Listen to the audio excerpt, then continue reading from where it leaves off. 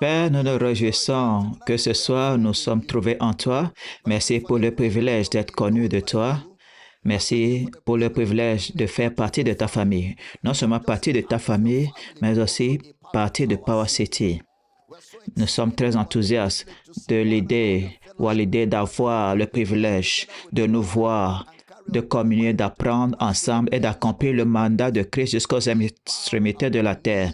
Et nous nous fléchissons les genoux devant toi, de qui tire son nom toute famille dans le ciel et sur la terre. Merci, car ce soir nous recevons du ministère très excellent de Jésus. La connaissance révélée est notre droit. Nous prenons à partir de l'Esprit la manifestation ce soir. Déclarons que les voiles tombent. Tout ce qui n'est pas planté par Dieu est déraciné. Les jougs et les fardeaux sont détruits. Ton peuple est bâti, équipé, et ce soir, il n'y a pas d'erreur dans cet environnement. Les corps malades soient guéris, les douleurs partez, au nom de Jésus. Et nous te remercions qu'à la fin de ce culte, nous en serons d'autant mieux. Nous te donnons louange et gloire pour les prières exaucées. Au nom de Jésus, nous prions, et chaque croyant dit un puissant Amen. Gloire.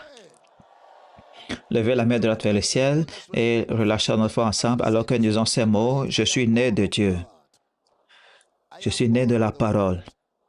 La parole de Dieu est ma nature. Je ne peine pas à mettre en pratique la parole. Je mets en pratique la parole naturellement. Alors aujourd'hui, je comprendrai la parole de sa grâce. Je serai édifié. À la fin de ce culte, je ne serai plus le même. Plus jamais le même. Au nom de Jésus, et chaque croyant dit un puissant Amen. Gloire. Je sais que vous avez déjà fait le tour, vous avez salué tout le monde et serré la main aux gens, mais ce soir, je vous dis bienvenue à Homecoming 2025. Gloire. Gloire. Est-ce que vous êtes prêts pour la parole de Dieu ce soir? Prenez votre écriture, votre Bible, veuillez vous asseoir avec votre être intelligent alors que nous entrons dans la parole de sa grâce. Nous examinons Soteria saison 12 et nous sommes toujours en Soteria saison 12, j'espère que vous le savez, même si cela est prolongé à Homecoming. Bientôt, nous allons commencer le focus sur Homecoming, mais cela fait partie de ce sur quoi nous nous concentrons. Et nous examinons le caractère de Dieu dans le salut, voyons dans les Écritures saintes, pour établir la position des Écritures quand il s'agit du caractère de Dieu. Le livre d'Hébreux, 2e chapitre, versets 1 à 4, Hébreux 2, 1 à 4. C'est pourquoi nous devons d'autant plus nous attacher aux choses que nous avons entendues, de peur que nous soyons emportés loin d'elles. Car si la parole annoncée par des anges a eu son effet, et si toute transgression et toute désobéissance a reçu une juste rétribution, comment échapperons-nous si nous négligeons un si grand salut qui, annoncé d'abord par le Seigneur, nous a été confirmé par ceux qui l'ont entendu? Verset 4. Dieu appuyant le témoignage par des signes, des prodiges, des divers miracles et par des dons du Saint-Esprit distribués selon sa volonté. Alors, il fait référence à un si grand salut, le mot kraton dans le grec. Quelqu'un qui va au-delà de l'imagination humaine, un si grand salut, kraton, K-R-A-T-O-N, K-R-A-T-O-N, kraton. Quelque chose qui va au-delà de l'imagination humaine. La création des étoiles, comme nous l'avons examiné hier, implique la création des anges. Et nous avons vu que les anges, leur ministère, c'est envers les héritiers du salut. 1 Hébreux 1, 14. Ne sont-ils pas tous des esprits au service de Dieu envoyés pour exercer un ministère en faveur de ceux qui doivent hériter du salut? Ne sont-ils pas tous, les séraphins, les chérubins et toutes les catégories des anges? Tous sont des esprits au service ou des esprits serviteurs envoyés pour exercer un ministère en faveur de ceux qui doivent hériter du salut. Maintenant, les Saintes Écritures peuvent te rendre sage. De Timothée 3, 15, le frère Paul dit à Timothée, dès ton enfance, tu connais les saintes lettres qui peuvent te rendre sage à salut par la foi en Jésus-Christ.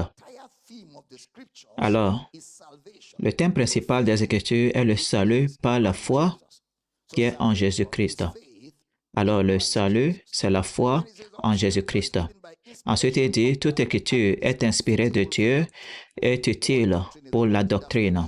Le mot doctrine, c'est le mot didaskalia qui est explication ou enseignement. Les écritures doivent être enseignées, expliquées. Maintenant, quand les écritures sont enseignées et expliquées, elles apporteront le deuxième profit qui est la preuve. La preuve là-bas, c'est la persuasion, l'évidence. Alors, les écritures constituent la base de nos évidences ou nos preuves sur le sujet. Le salut par la foi en Jésus-Christ. Maintenant, quand vous avez la preuve des Écritures, la correction commence à se produire dans votre esprit. Lorsque vous apprenez, vous désapprenez et réapprenez. Alors, ajustement, correction. Quand vous êtes enseigné, les Écritures sont enseignées et elles vous apportent des preuves. Et des preuves, vous êtes corrigé. Le prochain profit sera l'instruction dans la justice ou ce que nous appelons la croissance spirituelle. Alors, vous grandissez. Pourquoi? Afin que l'homme de Dieu soit parfait, propre et propre à toute bonne œuvre. Et nous avons commencé à voir le contexte historique du salut dans cette série et nous avons vu que la sensibilité du salut est démontrée dans l'Église primitive. Les problèmes qui se posaient dans l'Église primitive quand les Samaritains recevaient le Saint-Esprit dans Actes 8, Matthieu 10 et Jean 4. Et nous avons aussi vu dans Actes 8, Matthieu 10, Jean 4. Et nous avons aussi vu dans la maison de Corneille où Pierre est allé prêcher. Et quand Pierre parlait encore, le Saint-Esprit est descendu sur tous ceux qui l'entendaient. Et nous voyons que Paul et Pierre se concentraient sur la doctrine du salut. Le salut est une doctrine. Ce n'est pas seulement une expérience que vous avez lorsque vous répondez à un appel à l'hôtel. Le salut est une doctrine, la doctrine du salut. Regardez comment Pierre parle du salut dans 1 Pierre 1, versets 10 et 11. Les prophètes qui ont prophétisé touchant la grâce qui vous était réservée ont fait de ce salut l'objet de leurs recherches et de leurs investigations, voulant sonder l'époque et les circonstances marquées par l'Esprit de Christ qui était en eux et qui attestait davantage les souffrances de Christ et la gloire dont elles seraient suivies. Le salut, le verset 10, il parle du salut qui était l'objet des recherches des prophètes. Alors, leurs recherches, leurs investigations des prophètes majeurs et mineurs, leurs recherches concernaient le salut. Et ils ont prophétisé de la grâce. Et aussi, le salut est un produit de la grâce de Dieu. La grâce de Dieu, source de salut. Alors, ils faisaient des recherches et investiguaient diligemment et ils ont prophétisé de la grâce qui vous était réservée. Et le produit de cette grâce, c'est le salut par la foi qui est en Jésus-Christ. Alors, nous avons commencé à voir la sensibilité du salut qui est l'enseignement principal des Écritures. Dans l'Ancien Testament, le salut leur a été donné comme une promesse. Dans le Nouveau Testament, nous avons le salut comme la promesse accomplie. Alors, tout ce qu'Abraham, Isaac et Jacob, tout ce que les prophètes de l'Ancien Testament prophétisaient et attendaient, c'était la venue de Christ qui est le sauteur de Soteria. Ils attendaient cela avec impatience. Et l'auteur des Hébreux a dit, la foi est l'assurance des choses qu'on espère. Ils espéraient cela, la démonstration des choses qu'on ne voit pas. Ils avaient la promesse de Christ qu'ils ne voyaient pas. Mais aujourd'hui, nous avons cette promesse accomplie dans le fait que Dieu a ressuscité Christ d'entre les morts. Alors, cette résurrection est l'accomplissement de la promesse de Dieu à tous les patriarches, les prophètes, les juges, les rois de l'Ancien Testament qui attendaient et désiraient et faisait des investigations, des recherches sur le sujet du salut. Gloire à Dieu. Et nous avons commencé à voir la souveraineté de Dieu qui traite du caractère de Dieu directement. Nous avons vu le nom de Dieu dans Exode 3.14. Exode 3.14, Dieu dit à Moïse, « Je suis celui que suis. » Et il ajouta, « C'est ainsi que tu répondras aux enfants d'Israël. Celui qui s'appelle Je suis m'a envoyé vers vous. Je suis m'a envoyé vers vous. » Le je suis, ego aimé. Je suis qui je suis, je serai qui je serai. Yahvé, le nom de Dieu qui est connecté à la rédemption. Et nous avons vu que la première fois où Dieu s'est révélé, il s'est révélé dans le cadre du but de son salut. Je suis qui je suis, je serai qui je serai. Dieu n'a pas un nom, mais dans sa miséricorde, il s'est révélé sous un nom à l'homme Moïse. Regardez, Exode 6, alors que nous commençons à établir la souveraineté de Dieu, Exode 6, versets 2 et 3. Dieu parla à Moïse et lui dit, « Je suis l'Éternel. » Il lui dit, « Je suis l'Éternel.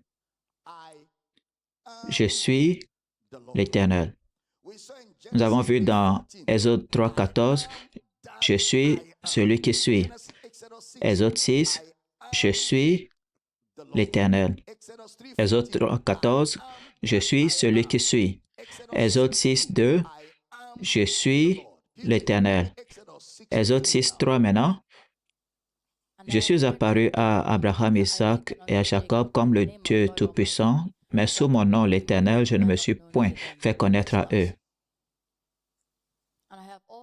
Et j'ai aussi établi mon alliance avec eux pour leur donner le pays de Canaan, le pays de pèlerinage dans lequel ils étaient étrangers. » Maintenant, nous voyons le verset 3 des autres 6, la version amplifiée.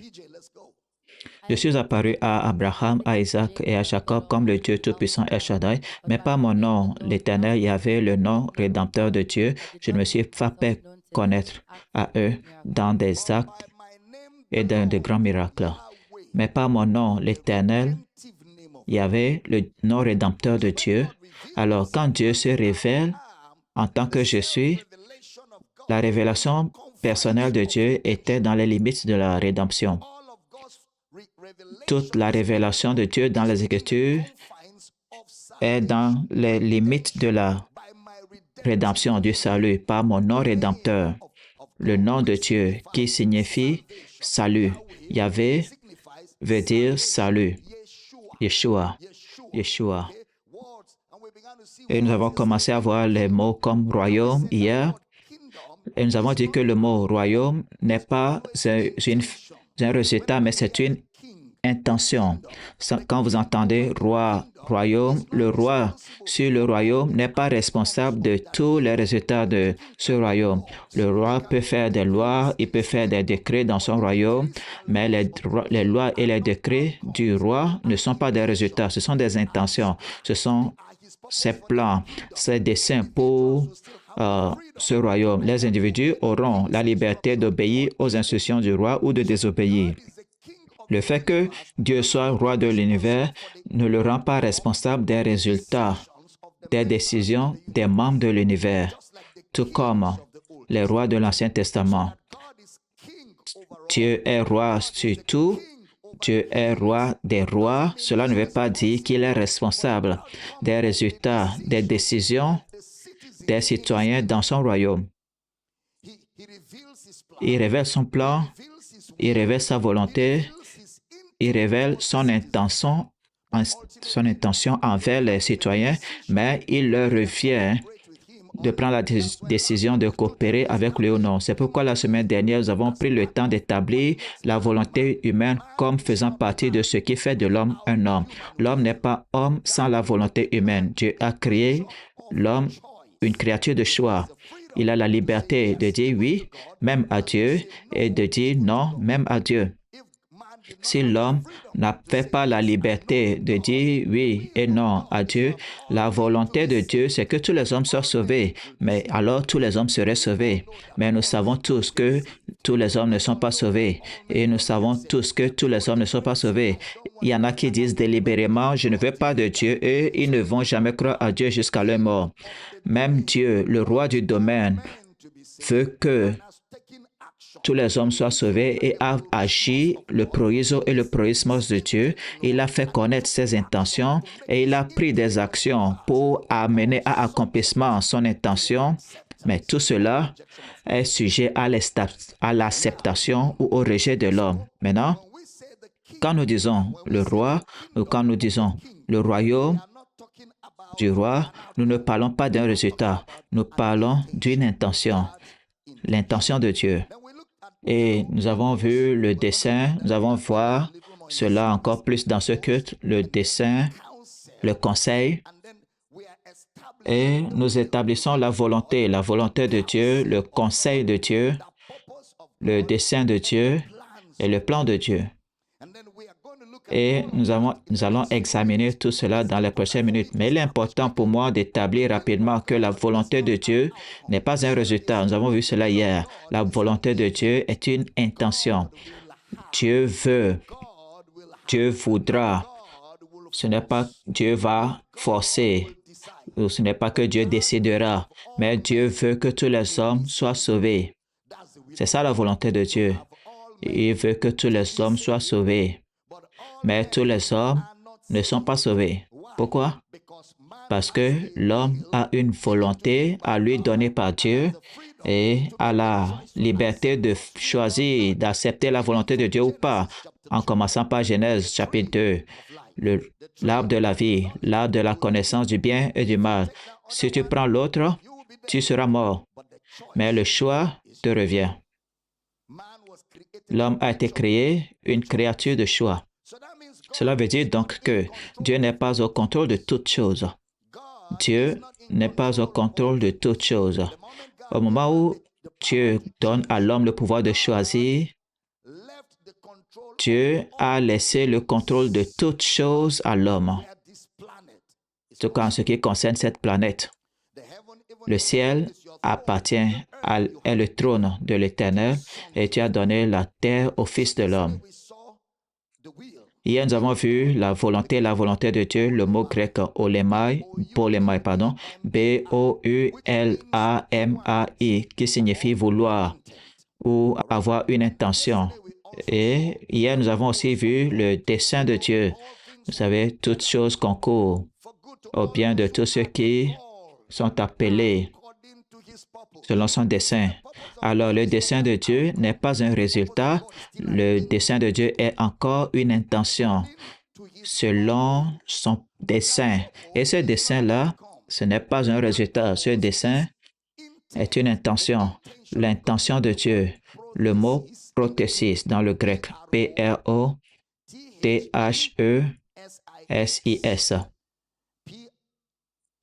P-R-O-T-H-E-S-I-S. Hier, nous avons vu le conseil, nous avons vu la volonté. Maintenant, nous allons voir le dessein. Si vous n'étiez pas au culte précédent, vous pouvez avoir tous les détails là-bas. Le mot prothesis fait référence à une résolution, un plan. Cela fait référence à un dessin ou à un modèle. C'est toujours spécifique au plan de Dieu pour le salut. Chaque fois que vous lisez dessein dans le Nouveau Testament, c'est toujours spécifique. Ce n'est pas dessein général. C'est un dessein en vue d'une fin. La fin de tout le dessein de Dieu, c'est le salut. Tout le dessein de Dieu. Quelqu'un dit, quel est ton dessein dans la vie? Eh bien, ton dessein dans la vie sera toujours d'être un enfant de Dieu dans le cadre du dessein de salut de Dieu. C'est pourquoi ta carrière n'est pas ton dessein, ta carrière c'est ton choix. Tu n'es pas médecin parce que Dieu a prévu que tu seras médecin. Tu es médecin parce que tu as vu un médecin en grandissant et tu as désiré l'être. C'est pourquoi il n'y a pas de récompense au ciel pour les médecins. La récompense au ciel, c'est pour le ministère. Pas de récompense pour les ingénieurs. Pas de récompense pour les charpentiers. Pas de récompense au ciel. S'il y avait une récompense au ciel, pour cela, il y aurait des récompenses pour les agriculteurs, pour ceux qui balaient la route. Et bien sûr, il y en aurait aussi pour ceux qui vendent de l'arachide. Tout cela, c'est des choix que les hommes font pour apporter de la valeur aux hommes sur la terre et les hommes leur donnent de l'argent en échange de cette valeur apportée. Ça, c'est la récompense de la carrière, payée pour cela. C'est ça la récompense. Mais le ministère ne sera pas récompensé sur la terre. Il sera récompensé par Jésus parce que le ministère fait partie du plan éternel de Dieu. Le dessein éternel de Dieu. Le ministère ou le dessein fait référence au salut. Ce n'est pas les événements généraux des humains. Regardez Romains 8, verset 29. Car ceux qu'il a connus d'avance, il les a aussi prédestinés à être semblables à l'image de son Fils, afin que son Fils fût le premier-né entre plusieurs frères. Et ceux qu'il a prédestinés, il les a aussi appelés. Et ceux qu'il a appelés, il les a aussi justifiés. Et ceux qu'il a justifiés, il les a aussi glorifiés. Il les a aussi glorifiés. Verset 31. Que dirons-nous donc à l'égard de ces choses? Si Dieu est pour nous, qui sera contre nous? Si Dieu est pour nous, comment sais-je que Dieu est pour moi?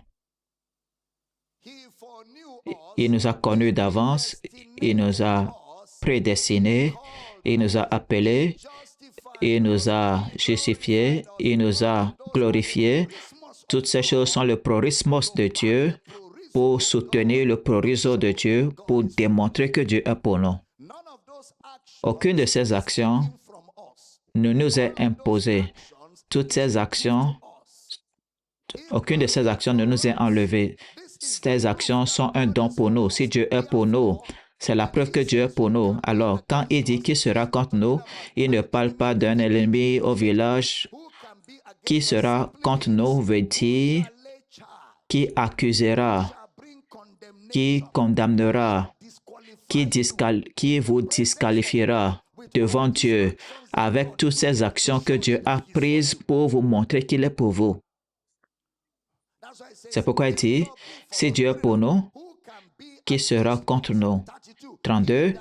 Lui qui n'a point épargné son propre Fils, ça c'est la preuve que Dieu est pour vous. Celui qui n'a pas épargné son propre Fils, mais qu'il a livré pour nous tous, comment ne nous donnera-t-il pas tous aussi toutes choses avec lui? Verset 33. Qui accusera devant ce que Jésus a fait? Qui accusera les élus de Dieu? C'est Dieu qui justifie.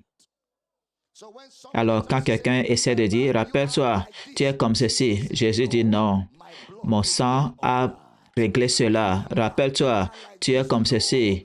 Non, mon sang a réglé cela. J'ai offert le sacrifice une fois pour toutes. Alors, qui accusera les élus de Dieu? C'est Dieu qui justifie. Regardez, verset 34. Qui les condamnera? Qui est celui-là qui les condamnera? Christ est mort. Bien plus, il est ressuscité. Il est à la droite de Dieu et il intercède.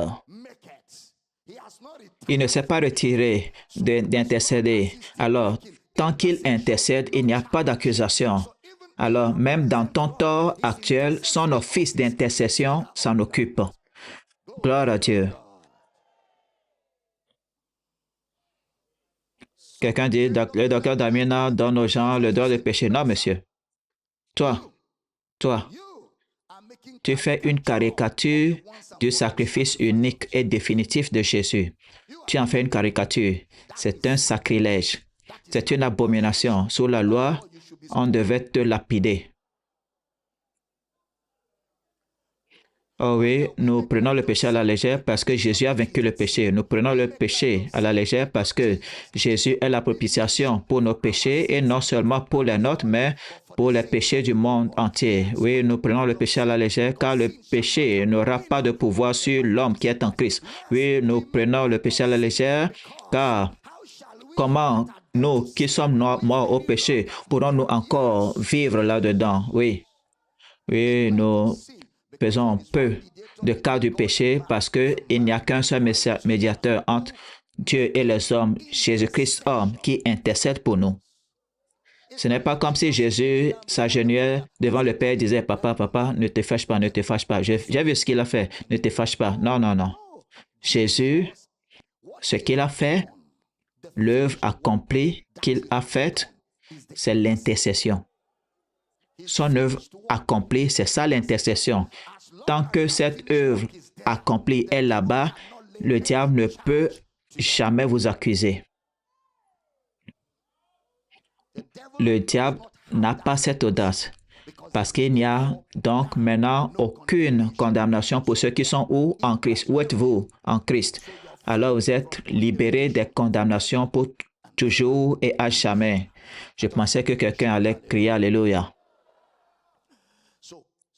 Alors, toutes ces actions sont des actions de Dieu pour vous montrer que personne ne peut être contre vous. Éphésiens 1, 11. Éphésiens 1, 11. En lui, nous sommes aussi devenus héritiers, ayant été prédestinés selon le plan de celui qui opère toutes choses d'après le conseil de sa volonté. D'après le conseil ou selon le plan de celui-là, son plan sera vu dans son opération de toutes choses. Comment est-ce qu'il opère toutes choses? Toutes choses ici, ce n'est pas toutes les choses. Toutes choses ici, c'est Panta, c'est-à-dire toutes ces choses. Il opère toutes ces choses. Alors, question, quelles sont toutes ces choses qu'il opère d'après le conseil de sa volonté? Toutes ces choses, à partir du verset 3, béni soit le Père et le Dieu de notre Seigneur Jésus-Christ, qui nous a bénis. L'une des choses qu'il opère selon le conseil de sa volonté, c'est qu'il nous a bénis. Verset 4, selon qu'il nous a choisis ou élus en lui avant la fondation du monde. C'est une autre chose qu'il opère d'après le conseil de sa volonté. Et ensuite, il nous a prédestinés à être ses enfants d'adoption par Jésus-Christ. C'est l'une des choses qu'il fait selon le conseil de sa volonté, à la louange de la gloire de sa grâce, par laquelle il nous a rendus agréables dans le bien-aimé. Toutes ces choses-là, ce sont les choses en qui nous avons la rédemption par son sang, même le pardon des péchés selon la richesse. C'est encore l'une des choses qu'il opère d'après le conseil. Je sens que je prêche bien ici. Verset suivant, verset 8, dans lequel il a abondé envers nous en toute sagesse et intelligence. L'une de ces choses. Verset 9, nous ayant fait connaître le mystère de sa volonté selon le bienveillant plaisir. Personne ne l'a forcé à le faire. Personne n'a prié pour qu'il le fasse. Personne ne l'a cajolé pour le faire. Personne ne l'a intimidé. C'est selon le bon plaisir qu'il a prévu en lui-même afin que lorsque les temps seraient accomplis, il réunit toutes ces choses en un. Il réunit toutes ces choses en une seule personne qui est en Christ, qui sont dans les cieux, sur la terre. Et verset suivant, en qui nous avons aussi obtenu ces choses. Ces choses sont notre héritage, ayant été prédestinées selon le dessein. Alors, toutes ces choses sont un résumé de ce but qu'il a accompli selon le conseil de sa volonté, qui est finalement résumé comme le salut. Tout cela est résumé comme le salut. De Timothée 1, verset 9. De Timothée 1, 9. Qui nous a sauvés et nous a adressé une sainte vocation, non à cause de nos œuvres, mais selon son propre dessein et selon la grâce qui nous a été donnée en Jésus-Christ avant les temps éternels. Alors, le dessein de Dieu, quel est le dessein de Dieu pour ma vie? Le dessein de Dieu et sa grâce vous ont été donnés. Vous n'êtes pas confus concernant le dessein de Dieu selon son propre dessein et selon sa grâce qui nous a été donné en Jésus-Christ ou avant les temps éternels. Alors, où se trouve mon dessein? En Christ. Donc, ce n'est pas un plan ou un dessein que tu t'en vas chercher dans une école quelque part. Ce plan, c'est en Christ. Le plan de Dieu pour ta vie, c'est en Christ. Ce n'est pas en dehors de Christ. Tu ne peux jamais trouver le plan de Dieu en dehors de Christ. C'est en Christ.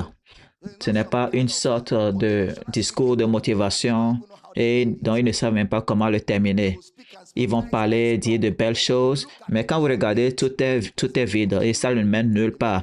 Ils vous font vous sentir bien pendant que vous êtes là-bas, mais quand vous quittez, vous ne savez même pas ce que vous avez entendu, mais vous avez payé beaucoup d'argent pour cela. Non, ce n'est pas ce dont nous parlons. Nous parlons de votre but en Jésus-Christ. Regardez, celui qui nous a sauvés. Il ne va pas nous sauver. Il nous a sauvés. Non seulement sauvés, il nous a adressé une sainte vocation. Non à cause de nos œuvres. Donc, le salut vient de l'Éternel, 100%. Non à cause de nos œuvres, mais selon son propre dessein et selon la grâce. Romains 9, 11. Romains 9, verset 11. Car les enfants n'étaient pas encore nés et n'ayant fait ni bien ni mal, afin que le dessein de Dieu, selon l'élection subsistât, sans dépendre des œuvres, et par la seule volonté de celui qui appelle. Le dessein de Dieu, selon l'élection, ne dépend pas des œuvres. Le dessein de Dieu, selon l'élection, ces enfants n'étaient pas encore nés. Ils n'ont fait ni bien ni mal. Mais afin que le dessein de Dieu, selon l'élection, subsistât, il dit, Jacob, j'ai aimé, Isaü, j'ai haï. C'est-à-dire, Dieu dit, je déteste les œuvres. Je déteste les œuvres. Il n'y a rien que tu pourras faire qui va me faire aimer les œuvres. Je déteste les œuvres, j'aime la grâce. Jacob, c'est la grâce. Esaü, c'est les œuvres. Abel, c'est la grâce. Caïn, c'est les œuvres. Je déteste les œuvres. Non pas des œuvres, afin que personne ne se glorifie. C'est le don de Dieu. Je déteste les œuvres. On ne parle pas d'un homme, on parle de Jacob en tant que fonction. On parle d'Esaü en tant que fonction. Nous ne parlons pas des individus. Ce sont des concepts de la grâce de Dieu. Caïn et Abel, concept. Vous êtes là? Esaü et Jacob, un concept. Est-ce que vous suivez? Est-ce que vous suivez? Vous suivez? Vous suivez? Ismaël. Ishmaël. Mel. Et Isaac. Concept de la grâce. Il ne s'agit pas d'individus. Ce sont des concepts pour expliquer les œuvres ou le fonctionnement de la grâce de Dieu. J'enseigne bien ici. Ce sont des concepts. Parce qu'il vous a déjà dit que ces enfants n'ont pas été nés, ils n'étaient pas nés. Alors leur contribution n'est pas requise, ni leur soustraction.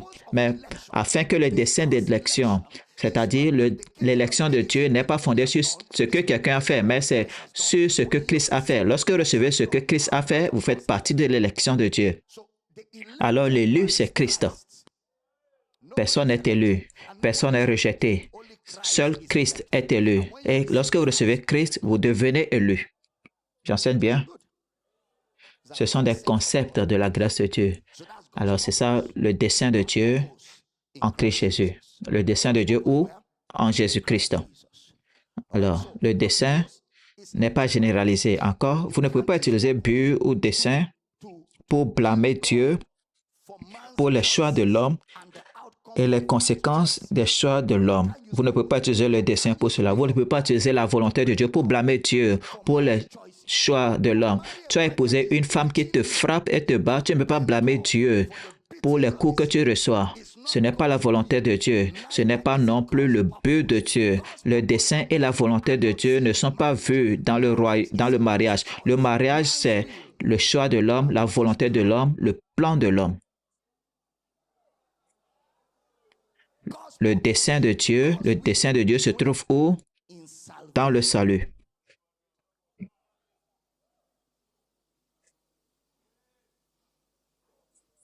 Celui qui trouve une femme, qui trouve vous. Alors si la femme vous frappe, vous avez trouvé une femme battante qui vous frappe. Pourquoi est-ce que nous parlons des femmes qui battent leur mari aujourd'hui? Les gens de l'école, c'est vous qui avez commencé cette affaire-là cet après-midi. Un os. Un os. Quand vous les voyez marcher comme ça, et vous allez leur demander en mariage tout ce que vous trouvez.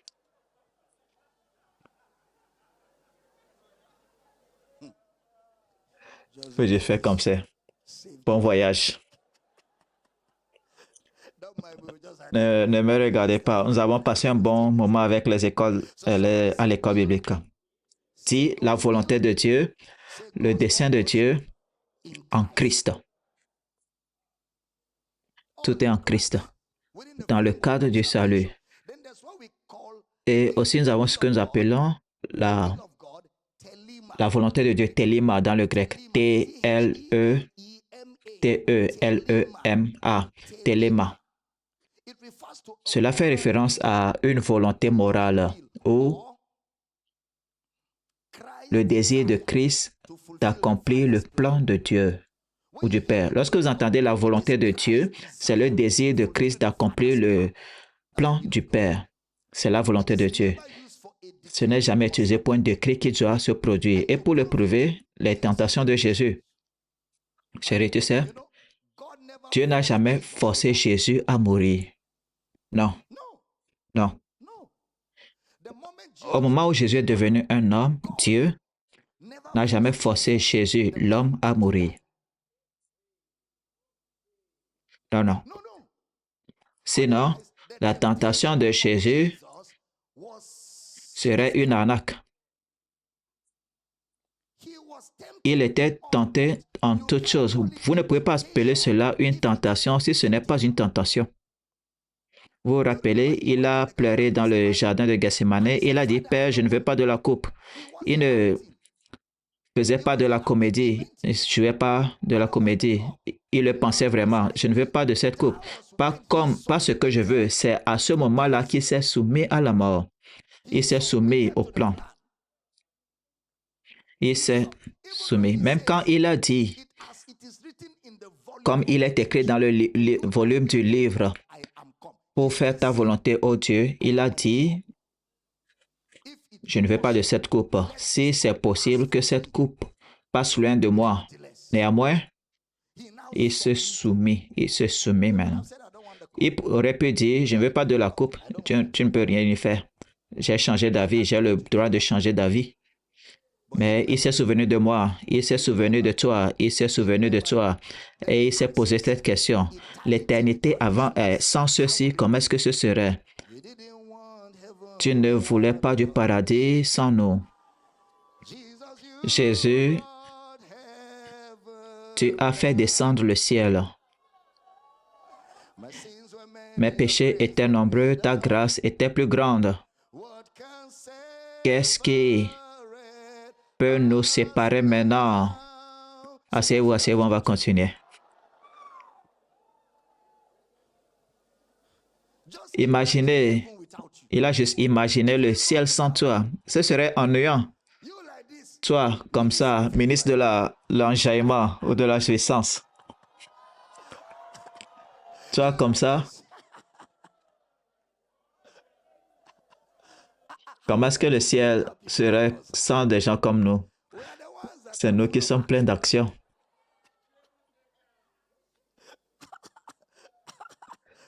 Les briseurs de table.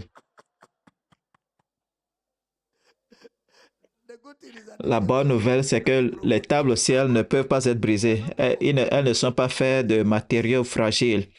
Mais pour un héritage incorruptible, sans tâches qui ne seront pas.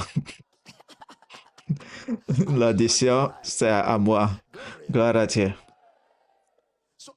Même la tentation de Jésus est une preuve que Dieu ne détermine pas l'issue des choses. Dans l'humanité, Dieu ne détermine pas le résultat des choses. Les résultats sont déterminés par les hommes. La tentation de Jésus en est une preuve. Téléma. C'est-à-dire, la tentation de Jésus, il aurait pu pécher, montrant qu'il n'a pas été programmé. Oui, il aurait pu. Mais il a refusé cela. C'est un choix. Encore, notez ceci est très important. La responsabilité de l'homme face au péché. Regardez les cachettes et les réponses d'Adam et Ève. Genèse 3, 7 et 8. Genèse 3, 7 et 8. Les yeux de l'un et de l'autre s'ouvrirent et ils connurent qu'ils étaient nus et ayant causé des feuilles de figuier, ils s'enfirent des ceintures. Vous voyez les genres d'actions qu'ils ont prises? Ils ont pris l'action. Ce n'est pas Dieu qui a fait l'action. Ils savaient qu'ils étaient nus. Alors ils ont cousu des feuilles de figuier. Et depuis leur création, qu'est-ce qu'ils s'étaient fait pour eux-mêmes depuis leur création? La première chose qu'ils fabriquent pour eux-mêmes, C'est des ceintures qui ne pouvaient même pas les couvrir. C'est pour cela que Dieu déteste les œuvres. Parce que toutes vos œuvres mises ensemble, c'est comme emballer un pan avec vos fesses en l'air. Vous marchez et vous pensez que vous êtes couvert, mais vous ne savez même pas que tout le derrière est exposé. Ça, c'est la meilleure des œuvres. Par quelle loi? La loi des œuvres n'est ce n'est pas la loi de la foi. Et causaient des choses et se couvraient. Adam, où es-tu? Je suis nu. Après t'être couvert, tu dis encore que tu es nu. Ça veut dire que tu sais. Le gars, il est couvert et il dit encore qu'il est nu. Dieu dit, ce garçon-là même. Qui t'a dit que tu es nu? Qui te l'a dit? Après t'être couvert, qui t'a dit que tu es nu? Après t'être couvert, qui t'a dit que tu es nu? Il dit, la femme que tu m'as donnée. Elle m'a dit, la femme. Femme, c'est comment? Oh, le serpent.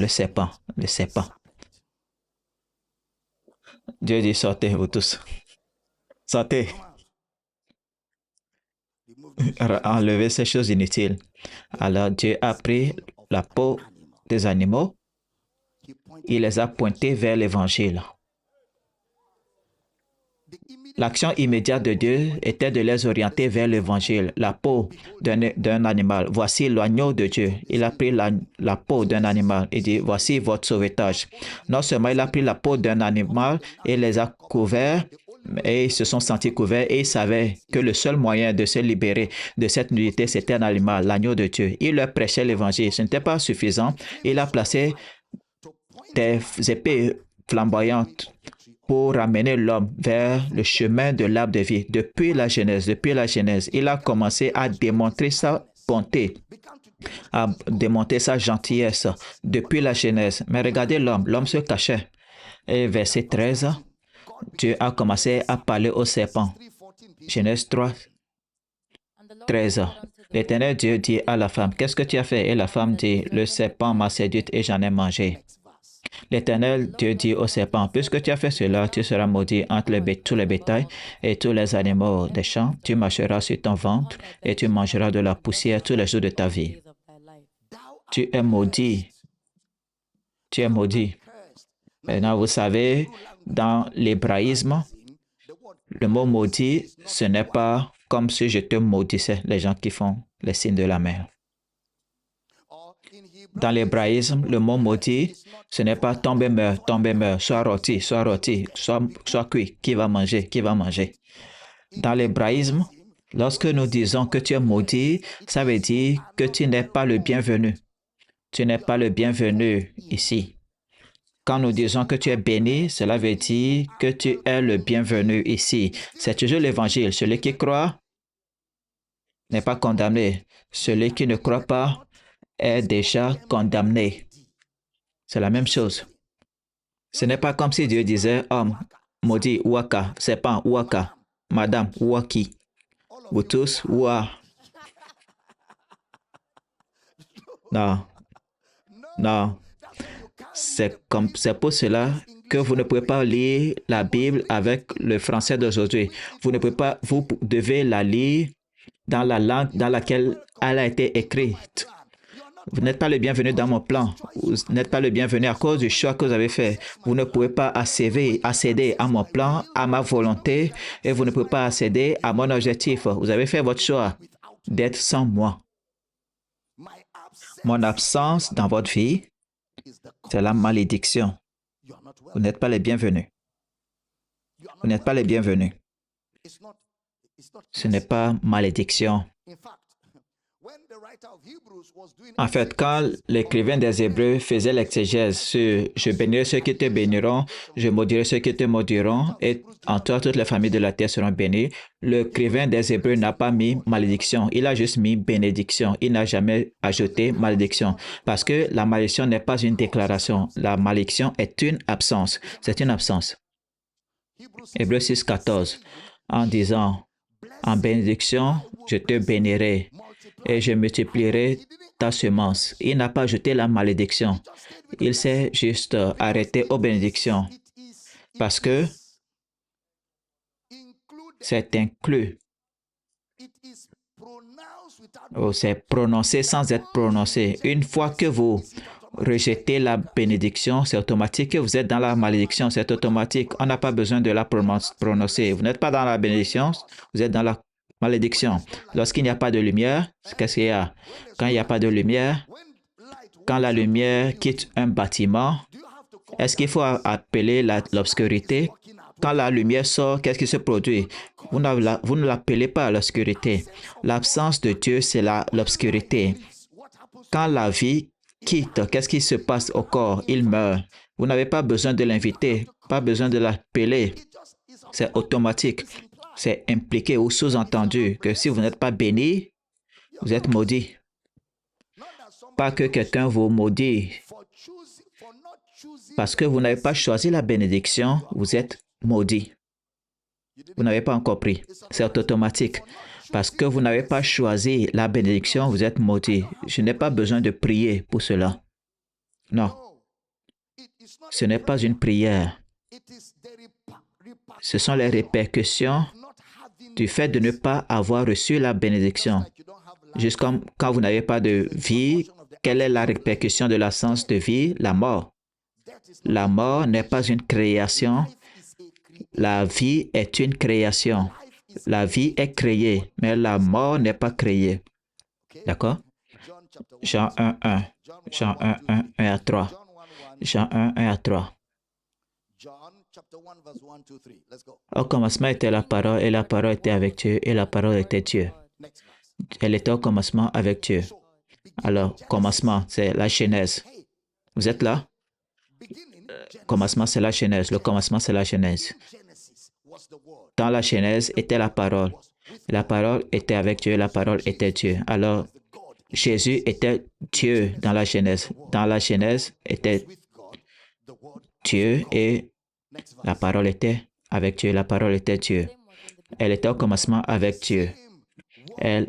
La parole qui était Dieu était au commencement. Alors quand il disait « faisons l'homme », c'était Jésus et le Père qui parlaient de la divinité, qu'un homme sorte. Verset 3. Toutes choses ont été faites par elle et rien de ce qui a été fait n'a été fait sans elle. Alors il est derrière toute la création. Verset 4. En elle était la vie et la vie était la lumière des hommes. La seule chose qui était en elle, c'était la vie. Il n'y avait pas de mort, il n'y a pas de mort en lui. En elle, était la vie et la vie était la lumière. La vie de Dieu. La vie de Dieu était la lumière. Et la lumière, verset 5, la lumière, lui, dans les ténèbres, et les ténèbres, pas la création de Dieu, mais les ténèbres en tant qu'absence de Dieu. La lumière qui était en elle, lui, dans les ténèbres, et les ténèbres ne l'ont pas reçu. La lumière, Jean 8, 12, je suis la lumière du monde. Celui qui me suit ne marchera point dans les ténèbres, mais il aura la lumière de la vie. La lumière de la vie. La lumière de la vie, c'est ce qui est en lui. 1 Jean 1, 5. 1 Jean 1, verset 5. La nouvelle que nous avons apprise de lui et que nous vous annonçons, c'est que Dieu est lumière. Et en lui, il n'y a point de ténèbres. C'est seulement la lumière. Seulement la lumière. Celui qui demeure dans une lumière, trouvez-moi cela, c'est quelque part dans Timothée, il demeure dans la lumière. Il n'y a rien en Dieu à part la lumière, pas d'obscurité, pas de mort, pas de catastrophe. Dans une lumière inaccessible. Une lumière inaccessible, c'est dans Timothée. 1 Timothée 6, verset 16. 6, 16. Qui possède l'immortalité par char. Je ne sais pas comment les gens lisent leur Bible. Qu'un homme de Dieu va dire Dieu tue. Toute personne qui dit que Dieu ne tue pas est un orphelin théologique. Ça veut dire que Jésus est un orphelin théologique. Ça veut dire que Jésus est un orphelin théologique. Comment est-ce qu'il peut dire cela? Comment ose-t-il dire cela? Ça veut dire qu'il ne connaît pas Jésus. Ça veut dire qu'il ne croit pas que Jésus est Dieu.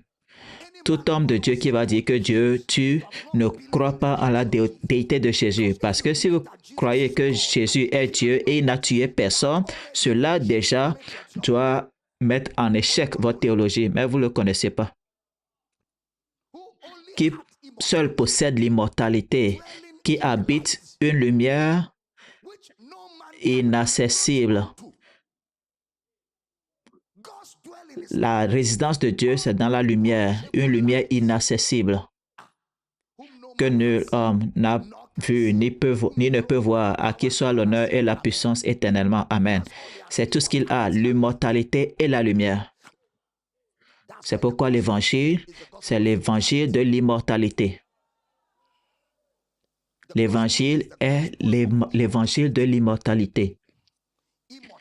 L'immortalité a été mise en lumière par l'évangile. Donnez-moi cela, c'est toujours dans Timothée. L'immortalité a été manifestée par l'évangile. La vie et l'immortalité mise en évidence par l'évangile et qui a été manifestée maintenant par l'apparition de notre Seigneur Jésus-Christ qui a détruit la mort. Il a détruit la mort et a mis en évidence la vie et l'immortalité par l'évangile. Qu'est-ce que l'évangile offre? La vie et l'immortalité. L'évangile n'offre pas la mort. L'évangile n'offre pas la mort. Il n'y a pas de mort dans l'évangile. Jésus a détruit la mort. La mort a été détruite. Et aussi, puisque les enfants participent à la chair et au sang, il y a également participé afin que par la mort, il anéantit celui qui avait la puissance de la mort. Alors, il ne peut pas être celui-là qui détruit celui qui a la puissance et être celui-là qui l'avait encore. Non, quelqu'un dit, il y a une différence entre un meurtre et une tuerie. Tu es allé à l'école? Il faut t'écouter toi-même.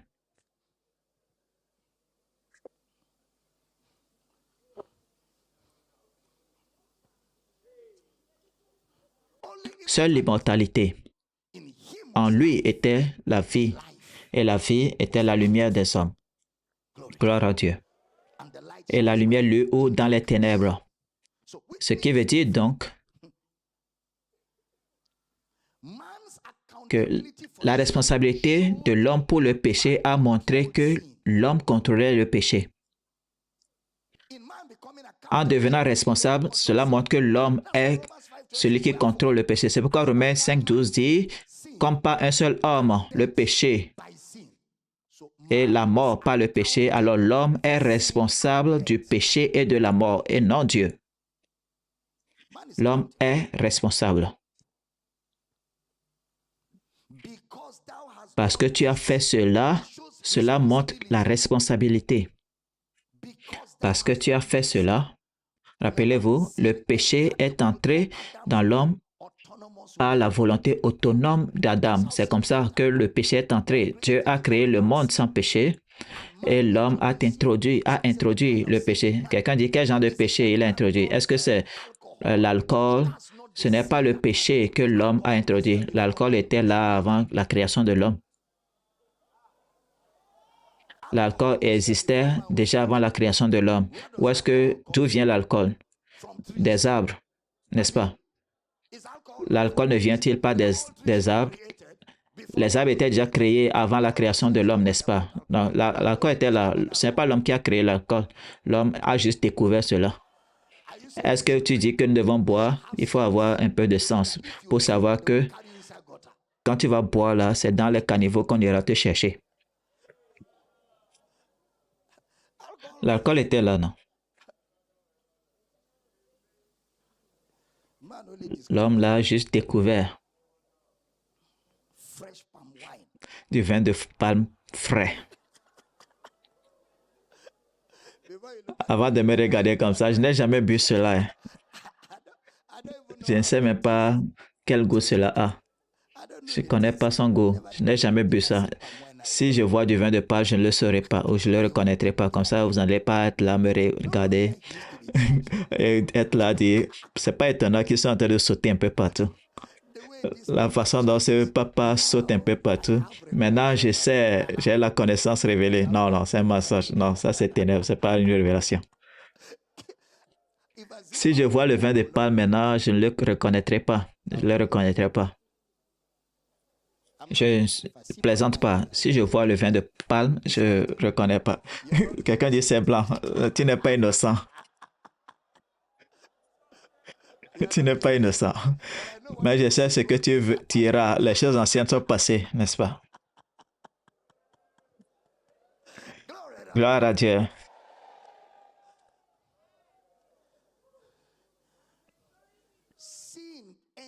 Le péché est entré dans le monde par la volonté autonome d'Adam. Oui. C'est pourquoi, comme pas un seul homme. Alors, quand nous parlons du péché ici, nous ne parlons pas d'un homme qui a amené quelque chose que Dieu n'a pas créé. Ce n'est pas quelque chose que l'homme a apporté. Le péché qui est venu dans le monde provient des pensées de l'homme. C'est pourquoi Paul va écrire que c'est la désobéissance. C'est de la désobéissance. Romains 5, de 12 à 16. Désobéissance, transgression, péché. Trois mots grecs différents. Parakoi, parabésis, amatia ou amatalos. Ce sont les trois mots grecs pour le péché. Parabésis, parabasis, parakoi. Parabasis, c'est P-A-R-A-B-A-S-I-S. Parakoi, c'est P-A-R-O-K-O-E. Et hamatalos, H-A-R-M-A-T-O-L-O-S. Hamatalos. Donc, vous avez parakoi, parabasis, hamatalos. Hamatai ou amati, c'est le péché. Parabasis, c'est la transgression. Et parakoi, c'est la désobéissance. Ce sont les trois mots qui décrivent le péché. Alors, Dieu a dit à l'homme ce qu'il devait faire. L'homme n'a pas écouté. Il n'a pas écouté. Et parce que l'homme n'a pas écouté, il a trébuché. Et parce qu'il a trébuché, il est devenu à court. Vous avez vu la description? Vous avez vu cela? Dieu dit, homme fait. L'homme n'a pas écouté. Parce qu'il n'a pas écouté, il a trébuché. Et parce qu'il a trébuché, il est devenu à court. L'homme est devenu à court.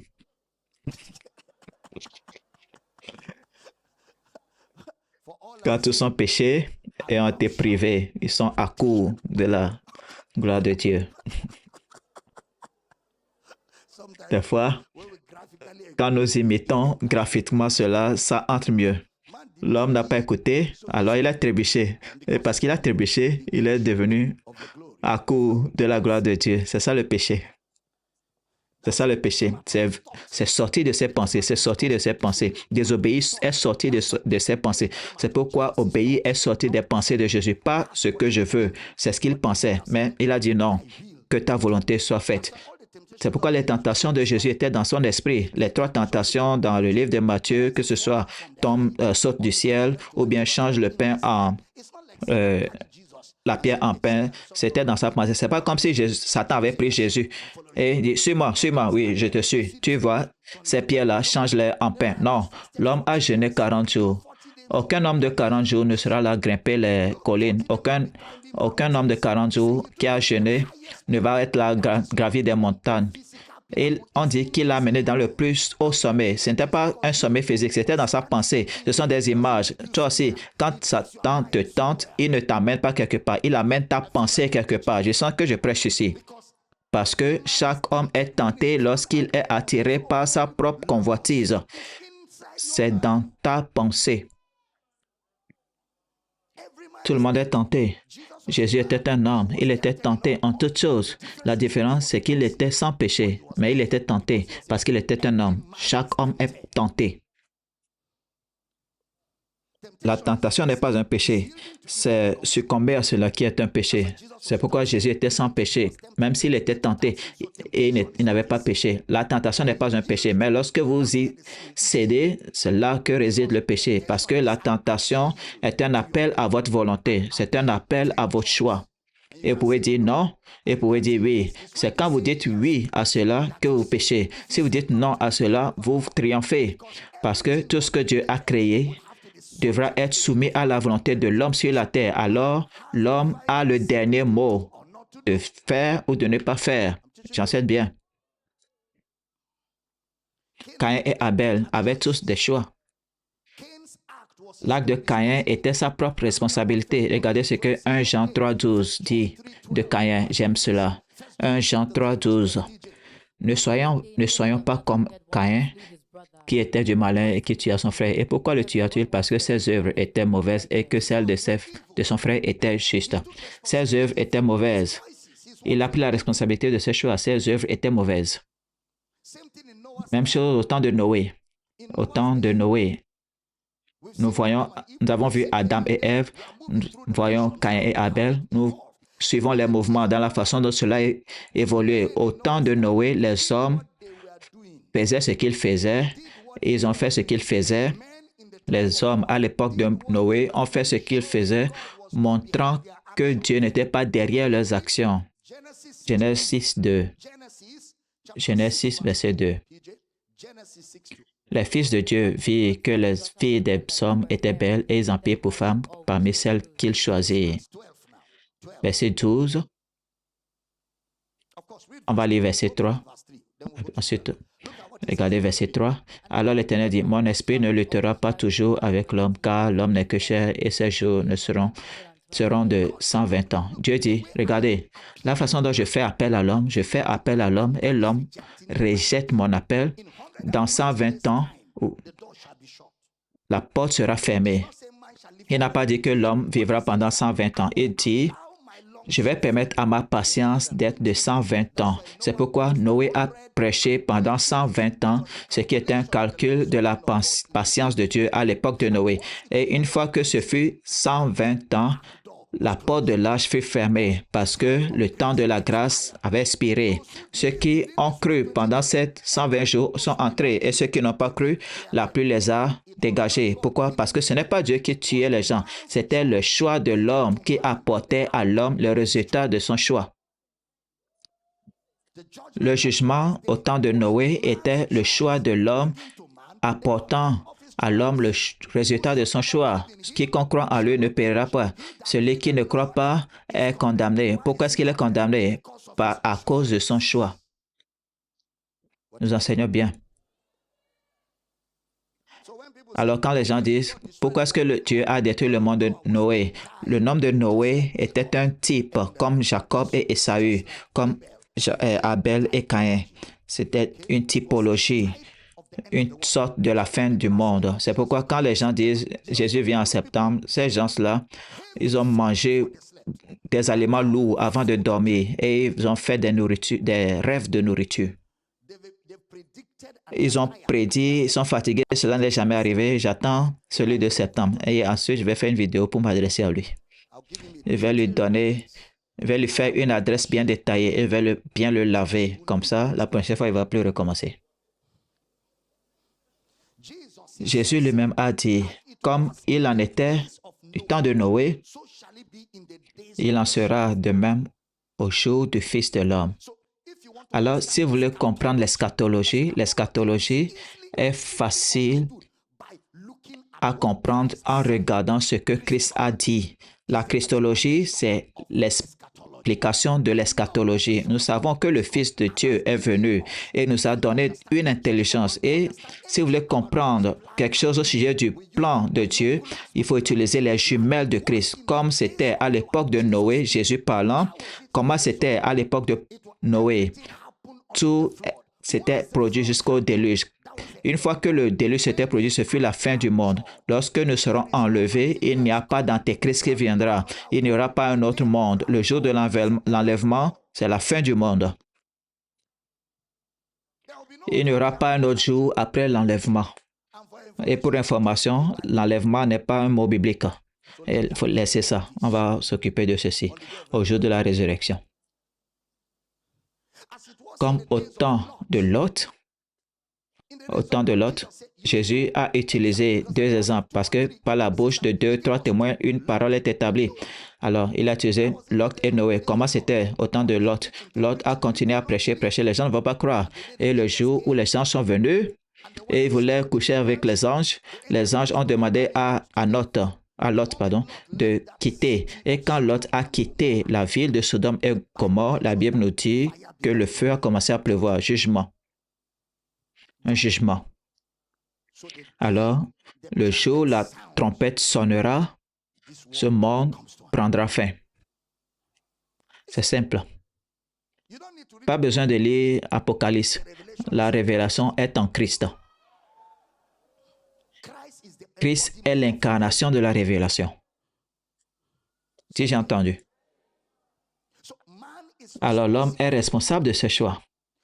Dieu n'est pas ministre ou celui qui permet le péché. Dieu n'est pas celui qui permet le péché. Jacques 1,13. Que personne ne dise lorsqu'il est tenté, c'est Dieu qui me tente, car Dieu ne peut être tenté par le mal et il ne tente lui-même personne. Mais chacun est tenté quand il est attiré par la convoitise de Satan, par la convoitise de Dieu et amorcé par sa propre convoitise. Verset 15. Puis, la convoitise ayant conçu enfante le péché et le péché étant consommé produit la mort. Comment est-ce que Dieu va être derrière la mort? Si Dieu était derrière la mort, alors Dieu est derrière le péché. Comment est-ce que vous lisez?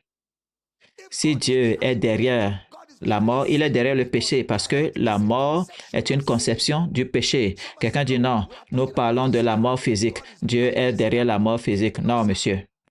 Il n'y aura pas de mort physique s'il n'y avait pas eu de mort spirituelle. C'est la mort spirituelle qui a occasionné la mort physique. C'est quand l'homme a péché en rejetant l'offre de Dieu qu'il a été séparé de Dieu et dans cette séparation, le corps humain est devenu mortel. Et de ce moment, à partir de ce moment-là, la mortalité est devenue l'état de chaque homme. C'est pourquoi Jésus, dans sa mort, a rendu l'immortalité accessible. C'est pourquoi la résurrection des morts fait partie du bénéfice rédempteur en Christ. Les morts en Christ ressusciteront premièrement. Pourquoi? Parce qu'avant de mourir, il a dit, je suis la résurrection, je suis la vie. Bien que si tu étais mort, tu vivras. Il disait, en moi, la mortalité prendra fin. Il annonçait l'expiration de la mortalité.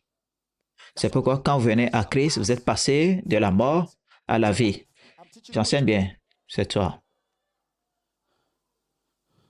Alors, le péché est une fonction de la volonté de l'homme.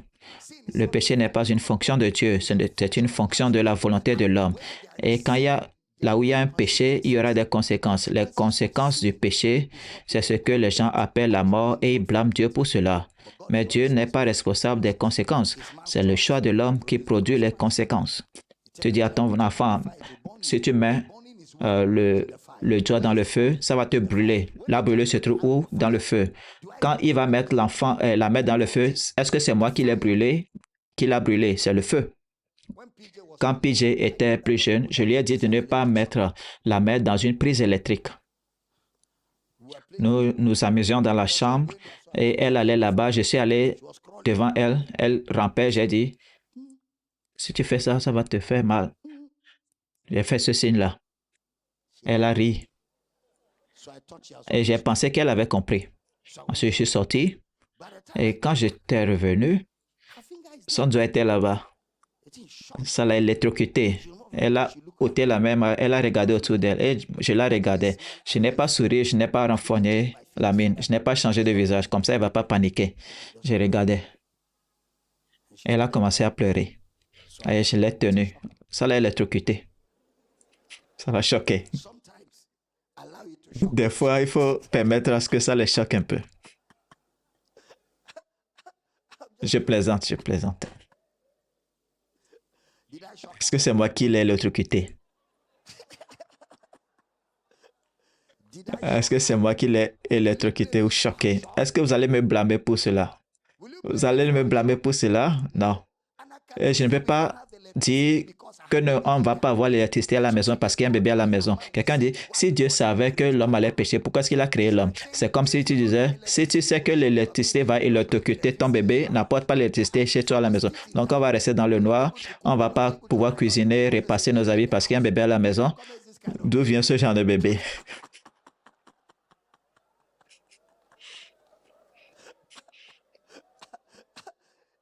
Le bébé va apprendre et grandir à travers cela et apprendra à respecter les limites. C'est ça Dieu. Comme tu n'as pas peur d'apporter l'électricité chez toi à la maison en sachant que ça peut mettre en danger ton enfant, mais tu vas agir avec ton enfant pour établir la discipline. C'est comme ça que Dieu agit. Il n'a pas peur de laisser l'homme sur la planète. Même si l'homme va pécher, il a un remède pour le péché. Je sens que je prêche. Gloire à Dieu. L'anneau de Dieu qui ôte le péché du monde. Je vais finir ce culte. Demain, on va voir le rôle de Satan, la rébellion humaine, le gouvernement humain. On va voir tout cela parce que les gens continuent de blâmer Dieu. Pourquoi? Pourquoi avons-nous un gouvernement comme ce gouvernement qu'on a? Les gens souffrent. TPN, FPN, FN et autres. Oh Dieu, pourquoi est-ce que tu as permis cela? Dieu n'a pas de main là-dedans. C'est le choix de l'homme. C'est le choix de l'homme. Dieu est responsable des décisions qu'il prend. Dis, j'ai entendu. Alors Dieu n'est pas au contrôle de toutes choses après tout. Dieu n'est pas au contrôle de toutes choses après tout. Qui est au contrôle des choses sur la terre? L'homme. La terre appartient à l'homme. Le ciel appartient à Dieu. Faisons l'homme qu'il domine, pas que nous dominions, qu'il domine. Alors, si Dieu doit venir sur la terre et faire quelque chose, il doit avoir besoin de la coopération de l'homme. L'homme doit être d'accord avec Dieu. C'est pourquoi, même en sauvant l'homme, Dieu s'est fait homme parce que Dieu aura toujours besoin de l'homme. Alors, l'homme est la chose la plus puissante sur la terre et la volonté de l'homme. Parce que la volonté de l'homme peut empêcher Dieu de faire quelque chose sur la terre et la volonté de l'homme peut arrêter Satan pour toujours. Pourquoi est-ce que Satan te bouscule partout? C'est parce que tu ne connais pas la puissance de ta volonté. Tu as une volonté. Tu peux dire, c'est pourquoi il dit, ne donnez pas accès au diable. Résistez au diable. Il fuira parce que vous êtes aux commandes. La prochaine fois où un citoyen de Park City se plaint de Satan, il faut lui donner la main droite de la communion. Je vous ai assez enseigné pour savoir que Satan a été vaincu. Tu es aux commandes. Dis, je suis aux commandes. Dis, Satan n'est pas aux commandes. Je suis aux commandes. Je refuse de blâmer Satan pour ce que je permets. Je suis aux commandes. Tout ce que je lis est lié. Si je dis à Satan non, non, c'est non. À mon nom, vous chasserez quoi? Les démons. Qui est-ce qui doit chasser les démons? Alors tous les démons sont soumis à l'autorité du croyant. Dis, je prends la responsabilité de diriger cette terre. Je crée mon monde comme je le veux. Je suis aux commandes. Tu es aux commandes. Certains des puissants changeurs du monde naissent de cette maison. Dans votre maison, notre nation, votre communauté, vous serez le phare. Mettez-vous sur vos pieds et célébrons la parole de Dieu ce soir. Que quelqu'un crie, je change mon monde. Dis à ton voisin et voisin, personne n'est à blâmer. Prends les choses en main. Prends les choses en main. Dieu a besoin de toi pour faire quoi que ce soit sur la terre. Satan a besoin de toi pour faire quoi que ce soit sur terre. Prends les choses en main. Prends les choses en main. Prends les choses en main. Combien ont observé? Dieu voulait se rendre à Sodome et Gomorrhe. Dieu dit à Abraham, Abraham dit à Dieu, viens. Tu vas où? À Sodome. Fais quoi? Détruire. Non, l'autre est là-bas, non? Alors Dieu dit, qu'est-ce que tu veux? Alors il dit, attends, on va parler. Tu sais que je suis aux commandes. Parlons. Comme ça, je vais te donner accès. Parlons. Si tu vas là-bas et tu trouves 50 justes, est-ce que tu vas les détruire? Non, je ne vais pas les détruire. D'accord, attends. Que mon Dieu ne se fâche pas. Qu'en est-il de 40? Non. 30? Non. 20? Non. 10? Non. Et Abraham s'est arrêté là-bas. Abraham aurait dit, et 5 ans. Si Dieu était miséricorde pour venir jusqu'à 10, il aurait pu aller jusqu'à 1. Si l'homme était intervenu, Dieu l'aurait respecté. Mais parce que l'homme n'a pas poussé les choses jusqu'au bout, Dieu permettra ce que vous permettrez. Dieu permettra ce que vous permettrez. Comment est-ce que vous expliquez Jacob qui a tenu un ange toute la nuit? Comment est-ce que vous expliquez le fait que Jacob a retenu l'ange? L'ange dit, je m'en vais. Il a dit, reviens ici, reste ici. Ceux qui adorent les anges devraient aller rencontrer Jacob pour des coups. Tiens-toi ici.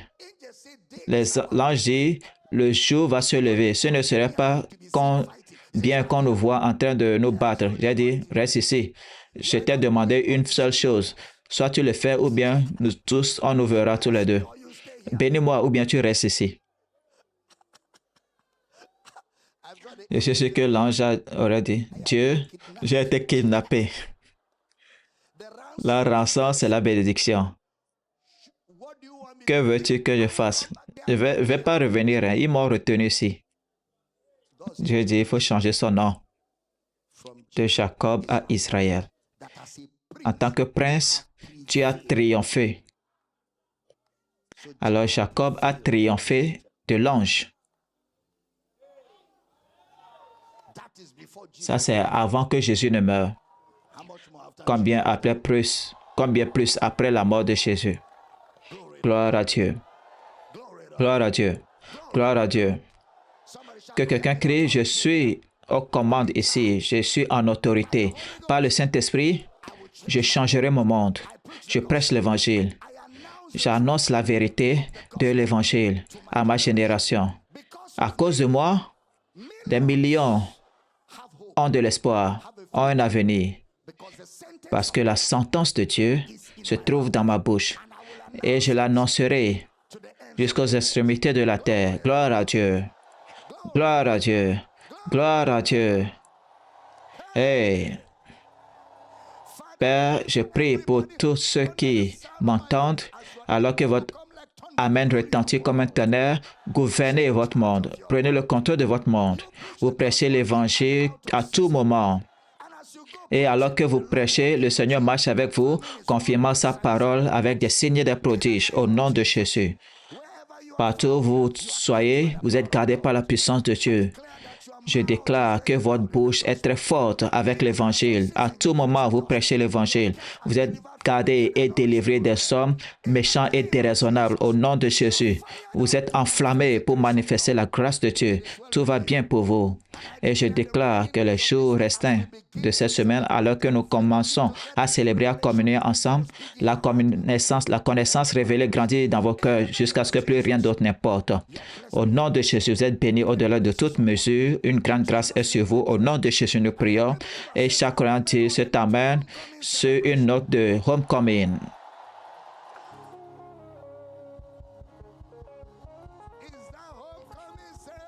Est-ce que c'est une célébration de Homecoming? Gloire! Alléluia!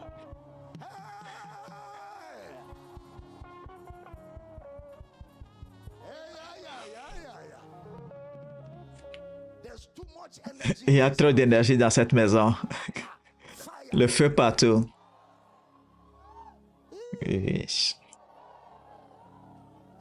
Vous savez, les internautes ne comprendront pas.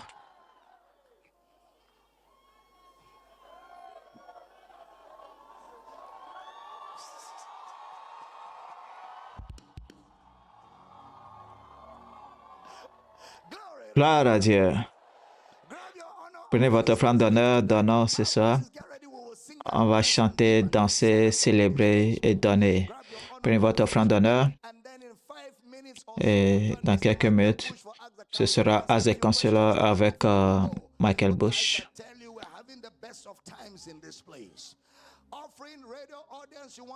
Vous voulez faire votre offrande, soutenir ce que nous faisons.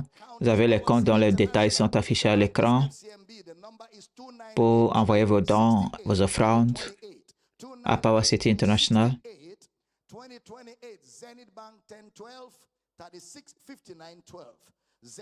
Vous avez les comptes dont les détails sont affichés à l'écran pour vos offrandes.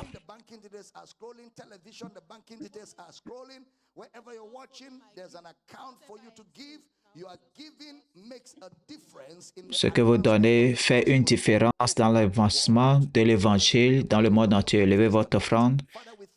Père, merci pour le privilège de donner. Nous donnons avec foi, avec joie, et nous te remercions que par nos dons, l'Évangile atteint les extrémités de la terre. Alors ce soir, nous nous réjouissons que ta parole grandit et son influence grandit dans les nations. Au nom de Jésus, nous prions et chaque croyant dit un puissant Amen. Gloire. Nous espérons que vous avez été bénis et enrichis par cet enseignement. Likez cette vidéo, partagez-la avec tous ceux qui sont autour de vous, commentez, abonnez-vous à cette chaîne et activez la cloche de notification pour ne pas rater nos prochaines mises en ligne. Soyez bénis, Jésus est Seigneur. Amen.